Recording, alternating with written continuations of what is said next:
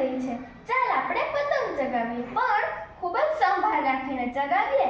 હા, પતંગ ચગાવતી વખતે એક વાત ખાસ યાદ રાખવી જોઈએ કે નાના બાળકો તથા દાદા દાદીને કોઈ ઈજા ન પહોંચે. સાવ સાચી બરોબર વાત છે. ઉત્તરાયણમાં પતંગ ચગાવતા ચગાવતા આપણે આ વાતનું તો ખાસ ધ્યાન રાખવું જોઈએ. અને એક વાત ખાસ યાદ રાખવી જોઈએ કે ચાઇનીઝ દોરીનો કદી ઉપયોગ ન કરવો જોઈએ, તેથી પક્ષીઓને ઈજા પહોંચે છે. પક્ષીઓ તો આપણા મિત્ર કહેવાય, તેને ઈજા ન થાય તે જોવું આપણી જવાબદારી છે. અને પશુને પણ ડર ન લાગે તે માટે આપણે અવાજ તેમજ દોડધામ ન કરવી જોઈએ.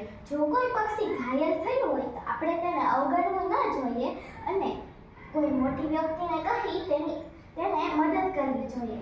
મકર સંક્રાંતિ ખુશીનો તો તહેવાર છે, પરંતુ આપણે તેને સુરક્ષા અને સંવેદનશીલ સાથે ઉજવવો જોઈએ.